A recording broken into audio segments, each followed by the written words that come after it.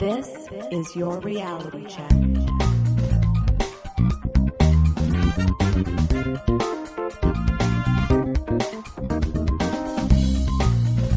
Hi everyone, and welcome to The Reality Check, the weekly Canadian show that explores a wide range of controversies and curiosities using science and critical thinking. This is the show for May 8th, 2018, and I am your host, Darren McKee. With me, as usual, are Adam Gardner. What's up, Cuboids? Cristina Roach. Hey, everyone. And producer Pat. Hi, checkers. We have a great show for you today. Adam is going to explore how wrong is Dr. Oz. Yeah. I imagine it's slightly wrong. We'll find it. Yeah. Then Cristina is going to look into why we feel sore 2 days after a workout. But first, I'm going to discuss Bulverism. Bulver what now? Yeah. Exactly. What a terrible name for anything. Well, we often try to lead by example on the show, by investigating issues and errors of reasoning. We also want to explicitly discuss ways to improve how to think and have discussions. We haven't overtly covered logical fallacies as much as we used to, so I thought it was time for one. Today I will talk about Bulverism. We can thank C.S. Lewis for that inaccessible name. Where's the Latin that is mostly understandable? No argumentum ad populum here. Also, interrupting myself for some urgent news, the CS in C.S. Lewis stands for Clive Staples. I'll admit this disappointed me. I'm not entirely sure why. Anyway, what is Bulverism? Well, instead of engaging with an interlocutor's argument, you just assume they're wrong, and you don't examine the argument, but you explain how they came to have the argument in the first place. Quoting Wikipedia, the Bulverist assumes a speaker's argument is invalid or false, and then explains why the speaker came to make that mistake, attacking the speaker or the speaker's motive. The general form was provided on Rational Wiki. The form of the Bulverism Fallacy can be expressed as follows. You claim that A is true. Because of B, you personally desire that A should be true. Therefore, A is false. It's basically trying to get the psychological character behind someone's motivations for making the argument in the first place. Or you claim that A is false. Because of B, you personally desire that A should be false. Therefore, A is true. Yeah. Not engaging with the argument, just saying, well, you've motivated reasoning, basically. Yeah. In 1941, C.S. Lewis wrote in an essay, quote, "You must show that a man is wrong before you start explaining why he is wrong." Back then, only men argued. The modern method is to assume without discussion that he is wrong and then distract his attention from this, the only real issue, by busily explaining how he became so silly. In the course of the last 15 years, I have found this vice so common that I have had to invent a name for it. I call it Bulverism.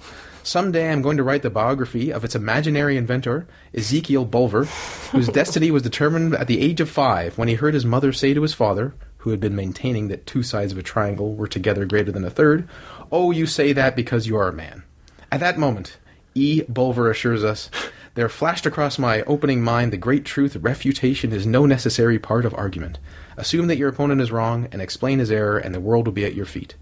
Attempt to prove that he is wrong, or, worse still, try to find out whether he is wrong or right, and the national dynamism of our age will thrust you to the wall. That is how Bulver became one of the makers of the 20th century. So that's delightful. Yeah. Also, he was writing in 1941, speaking about the last 15 years. So like 1926 to 41, he's like, this is chaos and darkness in the world of argumentum. My God, imagine Twitter. Examples abound. Climate change isn't really a thing because climate scientists just want to get more money for themselves. Yeah. People support capitalism because they hate the poor. Atheists are only atheists because they are self-deceived.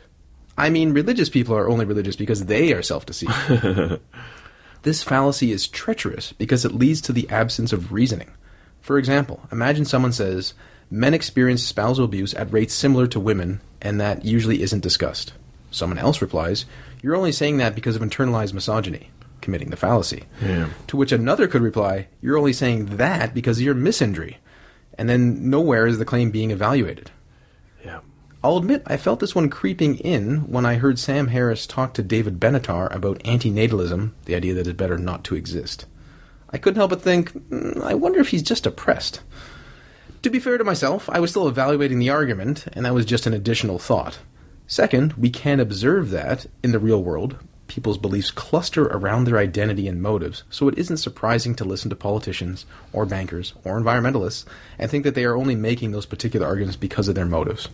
Have you ever listened to a debate with certain political candidates? Yeah. Gee, it's shocking that they say things that you'd expect them to say all the time. In practice, though, you have to do the work to show an argument is wrong. It can't just be dismissed outright. Here on the show, we try to explain the reasoning behind why something is right or wrong. But sometimes we also like to dive into why someone has that false belief. I think that's valid. But you need to start with an actual legitimate deconstruction of the idea before you start looking for the reason. Otherwise, you're looking for a reason for something that may or may not be there. Right. So if you can show someone's argument is wrong and they seem to persist in making it, then it does lead to the question of, well, why do they keep doing that? Yes. But if you haven't shown they're wrong in the first place, you could just be assuming they're wrong because of your motivated reasoning. And then reason loses out itself. And the reverse is also true. You can also deconstruct why someone maybe not believes in something, but cares about something that is true. And there can be reasons for that, be they political or whatever. You only care about helping the poor because of X, Y, and Z. Well, it's still a good idea and a good thing to do, and we can reasonably come to this conclusion. But, I think it's still important to understand what motivates people. But maybe it's secondary to what is true in the world, right? Right. I do want to say this is slightly different than the ad hominem fallacy. That's where you attack the person, where usually that would be more of an overt insult. You're dragging someone through the mud and that sort of thing. Yeah. But you could see some overlap where, depending on the psychological motivation someone is ascribing to someone else, perhaps unfairly, that may be seen as attacking their character. So I certainly see why you suggest that they're very close, Darren. I think that an ad hominem attack often has to do with the person's history or the person's credentials as opposed to their motivations. I think you can make that case, yes. And then, of course, it blends into something else, like the genetic fallacy, which is like, well, if someone, say, Hitler made the argument, it's bad because Hitler made it. Yeah. Which is not necessarily the case either. Right. Arguments should be evaluated on their own merits, as difficult as that is.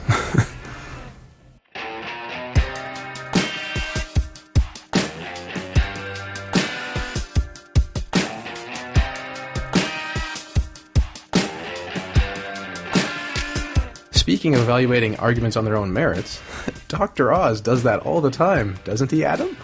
Absolutely not. Last week, U.S. President Donald Trump appointed a number of people to the members of the President's Council on Sports, Fitness, and Nutrition.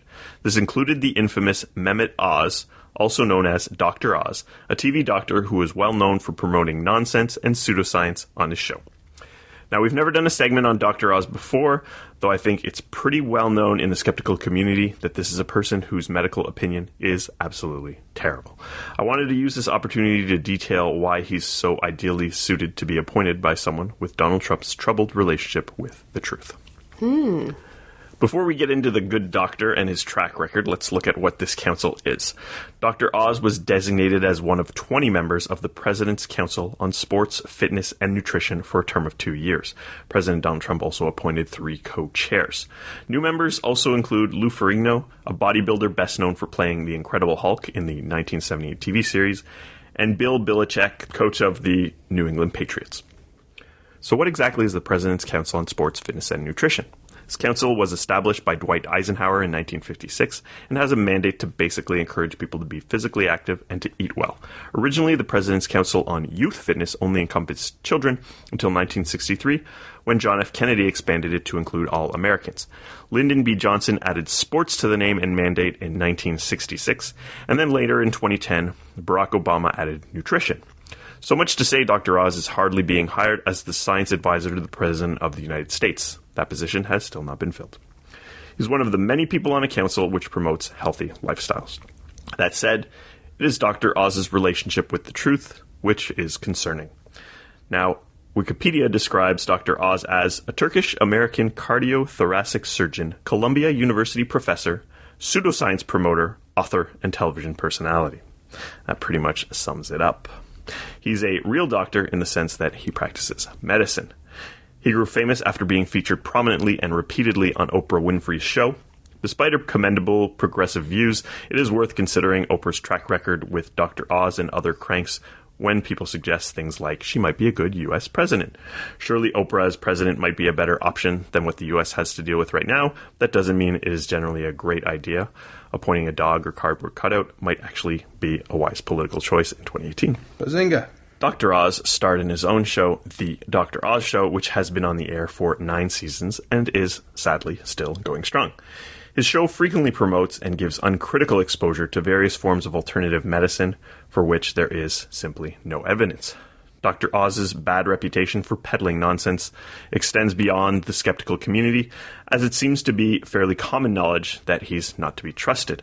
In September 2016, Donald Trump appeared on Dr. Oz's show to show what great health he was in. He presented Dr. Oz with a one-page summary of an exam which had been done by Dr. Harold Bornstein. Last week, Dr. Bornstein claimed that a letter he allegedly wrote in late 2015 describing Trump's health was actually dictated to him by Trump himself, which explains the Trump-like language stating things like, "If elected, Mr. Trump, I can state unequivocally, will be the healthiest individual ever elected to the presidency." Wow. Shocking. And in a shocking revelation... Dr. Oz was even criticized by members of a Senate panel back in 2014 for promoting weight loss products for which there was no strong evidence. Senator Claire McCaskill of Missouri stated, and I quote, "I don't get why you say this stuff because you know it's not true. So why, when you have this amazing megaphone and this amazing ability to communicate, why would you cheapen your show by saying things like that? The scientific community is almost monolithic against you in terms of the efficacy of the 3 products you call miracles." Dr. Oz's defense was simply that some weight loss supplements produce results when used along with diet and exercise. This is a fairly meaningless statement, as diet and exercise alone could account for any weight loss which would occur when using these bogus supplements. Clearly hitting your head against a brick wall would work with those two things as well. Of course, especially if you're convinced that there's some scientific backing behind hitting your head on a wall or whatever it is, because you're sort of encouraged to do it. So just how unreliable is Dr. Oz? In 2014, a team of researchers from University of Alberta sought to measure just that. They selected 40 episodes from each of The Dr. Oz Show and The Doctors. And then The Doctors is another TV talk show which features medical advice. So they evaluated various recommendations that were made on each show. They evaluated the strength of the recommendation to ensure that they were evaluating stronger and more definitive recommendations made by the show and not some weaker things that were said. 80 of the stronger recommendations for each show were randomly selected. Researchers were given 1 hour to find if there was a high level of evidence supporting each claim. They had access to PubMed, Medline, Embase, Cochrane Database of Systematic Reviews, Natural Standard Database, and Google. Evidence was then evaluated for consistency and believability. On average, every episode of The Dr. Oz Show had 12 recommendations, while The Doctors had 11. Pretty close. On The Dr. Oz Show, the guests made recommendations much more frequently than on The Doctors. On The Dr. Oz Show, he made the recommendations 26% of the time, while the guests made them 65% of the time. On The Doctors, the hosts made 65% of the recommendations, with the guests only making 33%. So that's a big difference, where Dr. Oz really gives a platform for his guests and kind of lets them say whatever it is, as opposed to The Doctors, where it's the doctors who are telling you. Overall, it was determined that 87 out of 160 recommendations, some 54%, were supported by evidence. This gives a range of 47% to 62% with a 95% confidence level. Breaking it down a bit, Dr. Oz has a worse track record than the doctors did. Believable or somewhat believable evidence supports only 33% of the claims made on The Dr. Oz Show, while they supported 53% of the claims on The Doctors. Now, don't be fooled, The Doctors isn't a terribly reliable show either. Dr. Oz is just that much less reliable. Further, in many cases, there was direct evidence against the claims being made. Believable or somewhat believable evidence was found against 11% of the claims on The Dr. Oz Show and 13% of the claims on The Doctors. Now, it's not always the case that you can find direct evidence against a claim, but when there isn't evidence supporting it, that also means probably not legitimate. Advice was also broken up into categories, and most of the advice given on both shows was general medical advice. Now, the authors of the study admitted some difficulties, such as not being able to interpret what the hosts or the guests may have been meaning and only being able to understand what they're saying. Well, the audience is going to have the same problem. It was also difficult to evaluate many of the recommendations as no specific benefit was mentioned. If you don't have a metric to measure, it's hard to disprove or prove it. This was also a limited sample over a limited time frame. All of the episodes were from early 2013. Now, this may not represent the series as a whole, but taking a smaller sample, that's just kind of how you work with studies. You know, if you want to know what's going on in the world, you don't survey every single human. It's not practical. The researchers concluded that one should be skeptical about recommendations made on TV medical talk shows. Wait. Say that again. This is good life advice. I will repeat it. Be skeptical about recommendations made on TV medical talk shows. Except Dr. Phil, right? Oh boy. Dr. Phil also supported by Oprah. Also, I think he's some of the money behind the doctor's show. There's also a strong tendency for this kind of show to have ads for products or mention products by name. In the Dr. Oz show, some 13 out of 19, or 68.4% of shows, had ads related to the content. Now, this is a fairly small sample, but you still get a general idea. Wow. Like an infomercial.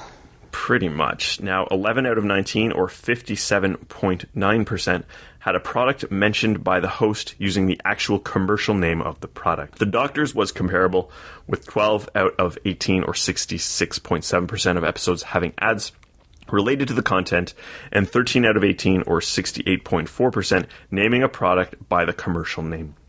Now, these samples are fairly small. It's hard to make trends, but generally we can see that these shows really are a platform to promote certain products, which often are not evidence-based. Now, a few recommendations have been made by these researchers on how they could improve these shows. Being more clear about any limitations of the studies mentioned. Obviously, this is something that people don't always take the time to do, and it doesn't always make for great television, but that would definitely help. Citing the sources of the information. Obviously, these researchers had a lot of trouble trying to find sources themselves, and also mentioning potential harm. So a lot of things have side effects. When we're talking about alternative medicine and nutritional supplements, often they won't have side effects because they don't have any active ingredient or proper result, but it's still something that you want to mention, especially with actual drugs. And being transparent about conflicts of interest, such as paid advertisements for the product being discussed. So I think a lot of the times there's probably some money that's being exchanged for someone being a guest on this show, but if they're not being upfront about that, the audience can't know, and I can't know to be able to say for sure, you know, Dr. Oz got paid off for this. But we can see claims are being made that are not true, and product names are being used. So I'd be amused if they're like, so we're going to give you like $100 or a couple free boxes of the stuff that doesn't work. They're like, how about the money? Yeah, you can sell the stuff that doesn't work for a lot of money if you're unethical. Now, of course, all of these things might not necessarily make for a more profitable TV show. We see that these two shows do quite well in ratings, and they've been on TV for years. Dr. Oz's show has been on TV for 9 years, and it's still going strong. So maybe it's not good science. Maybe it's not good medicine. It's arguable what constitutes good TV, but if making money is good TV, it's good TV. Almost everything should be shifted into the fiction category of television if you're watching it on television. Yes and no. I think an easy out for a lot of these shows is to just put a disclaimer that says for entertainment purposes only. That's what a lot of the TV psychics or phone psychics or a lot of these things do. It's true that it should only be used for entertainment purposes only, but I don't think people really believe it, and if the audience really did think it was for entertainment purposes only, I don't think they'd watch them, and I don't think these shows would be successful. Watching a medical advice show where I'm going to learn how maybe I can lose weight and do a bunch of things to get energy and all these great things, but that's totally fake and based on pure fantasy, that's not good television. That's not compelling television. So it's a little tricky. But yes, I agree. Dr. Oz should be labeled as fiction. But people like magic bullets.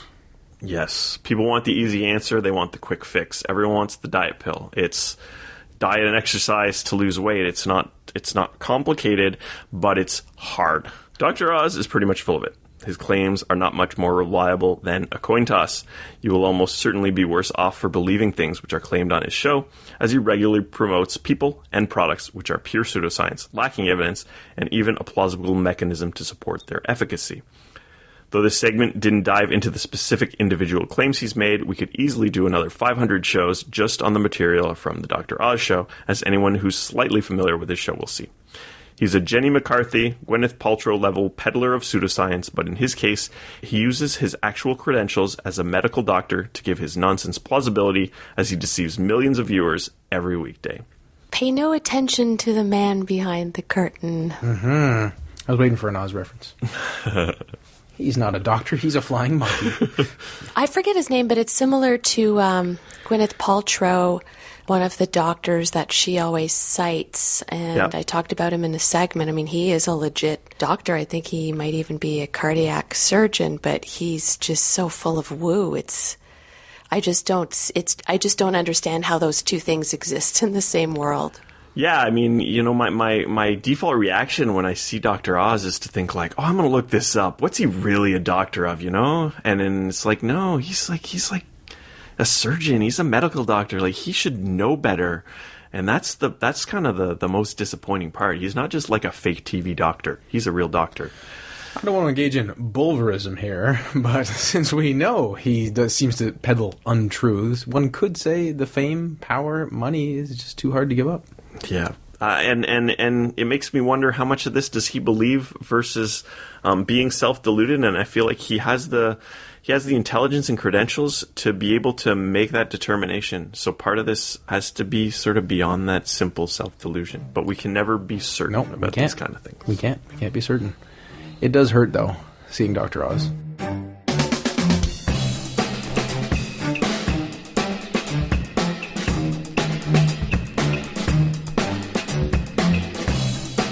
Cristina, why do my muscles feel sore a couple days after working out?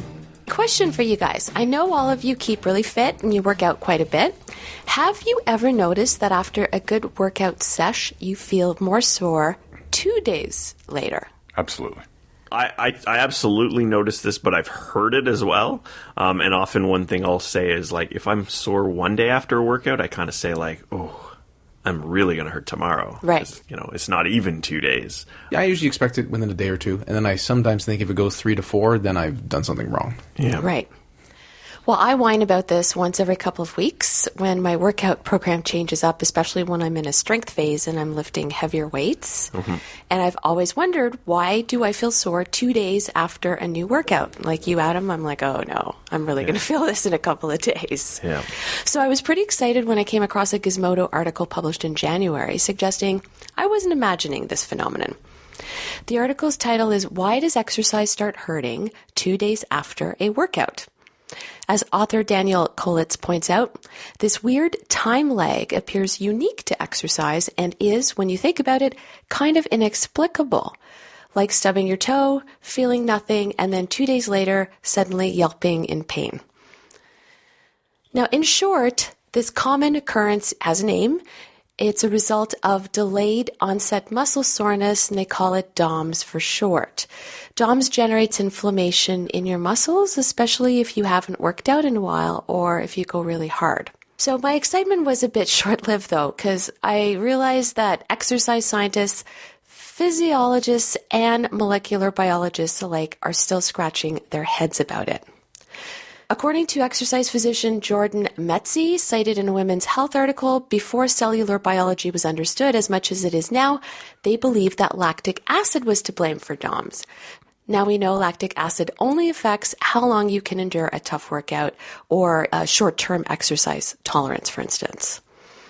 Okay, so they haven't honed in on exactly why, but since research in the field is growing like gangbusters, that's a unit of measurement, right?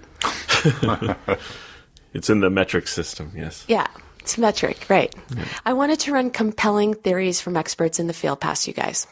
Now, keep in mind, this is just kind of a quick summary. Please check the show notes at trcpodcast.com for more detailed info. Now, first up is Elaine Chung-Hee Lee. She's assistant professor in molecular biology and applied genetics at the University of Connecticut. Quote, post-workout soreness usually peaks 24 to 48 hours after what we would consider muscle-damaging exercise. This delayed pain is termed delayed onset muscle soreness and occurs because once muscle is damaged during exercise, the repair process takes time to proceed. So, in a nutshell, when muscle tissue is damaged, your body pretty much goes to work to repair that damage. And eventually, the pain diminishes. Now, it's probably a good time to note that if you're in pain for an unusual or extended period of time, like Darren mentioned earlier, maybe your injury is something more serious and worth getting checked out. Matthew Eli, a graduate employee in the Department of Human Physiology at the University of Oregon, breaks it down differently, though agrees pain usually peaks 24 to 48 hours after an exercise session. Quote, delayed onset muscle soreness is caused by strenuous exercise above and beyond what the individual is used to performing. The cause of the soreness, i.e. increased activation of nociceptive pain nerves, is currently unknown. However, Eli cites his team's research at the University of Oregon, stating they believe DOMS occurs in part due to histamine release during muscle contractions. The research showed blocking histamine actions decreased the perception of pain after the muscle-damaging exercise. So basically you take an antihistamine? I.e. antihistamines, yes. Next up is Paul Ingraham, publisher of PainScience.com. I really recommend checking out his site. It's like TRC of the science of pain and injuries. He was also an assistant editor at Science-Based Medicine. He says, DOMS has always reminded me of knuckle cracking. It seems simple, but it ain't. He dispels an old school perception that it's a form of injury called microtrauma. He says if you hurt yourself, if there's a straightforward tissue damage, you know it pretty much right away, and certainly it doesn't take 36 hours to reach peak intensity. That old idea that you've just damaged yourself is almost certainly wrong, or only a small part of the total picture. He points to a new theory from Japanese researchers whose studies theorize that it's just nerve-growing pains. So in other words, after exercising, your nerves get a message that they need to grow to make the muscles better. It's like going through a growth spurt as a kid, basically, but a nerve growth spurt. So that's why it feels uncomfortable. Another compelling theory put forth involves our immune systems, where inflammation is a side effect and not actually causing the pain. So this could explain why we get very sore when doing new exercises, but if we keep doing them, we adapt and don't feel as sore. Your immune system basically reacts to your muscles overextending themselves, like building an immunity to an infection. But in this case, your immune system is reacting to your muscles, and it's saying, hey, let's get ready for the next time you work out. Says Craig Nolan, who is part of the residential faculty, exercise science at Mesa Community College. The short answer is no one knows for sure why. But it's kind of similar to an injury. Let's say that I sprain my ankle, and over the next 24 to 48 to 72 hours, there's a repair process going on. The ankle doesn't all of a sudden start to feel better. It takes time for that pain to decrease, and it's kind of the same with the muscle soreness. When you work out, you're damaging your muscles, and when you damage a tissue, it swells up. When it swells, it pushes on the nerves, which causes pain. And that swelling process doesn't just stop immediately. It takes time for that to decrease. So why is this so tough to study? One of the reasons why we don't have a clear idea what causes it is that research in the field of musculoskeletal and pain medicine is fairly new. Big diseases pretty much took up 98% of the scientific medical community's attention during the 20th century. So research in this area is still catching up. And I think pain itself is very difficult to study. It is. Yeah. Well, it's super complicated, actually. We know it happens. We know how it feels after a workout, but it's hard to explain biologically. Ingraham says we keep looking for one substance that's associated with it, one biomarker, and we now know that that's probably never going to happen. Some recent research revealed that there are several biological markers associated with DOMS and that they probably only have an effect when they're all together. So it's a chemical stew. It's not that the muscles produce one substance or there's one molecule that is causing the pain. It's several all at once. And that probably has a lot to do with why we haven't been able to figure this out. That's fascinating. I assumed it was known how this happened, and I guess I thought it was something about lactic acid, because that's what people hear when they're growing up on the streets.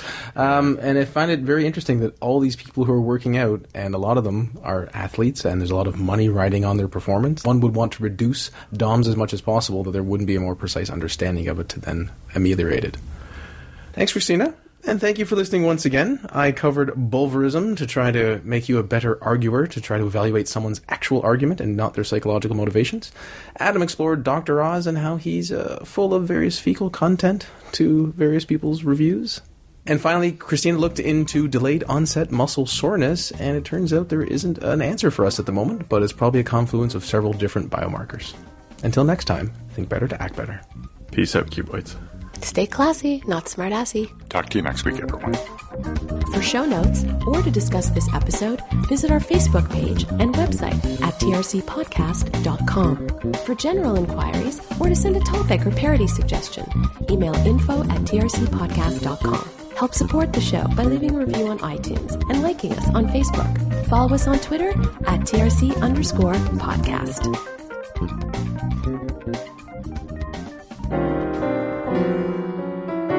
Outtakes. I think decaying corpses would disagree if they could speak. Long term. Medium term, no. Oh, so like, whatever. Okay, sure. I agree. Have fun, future Pat. Just cut it off.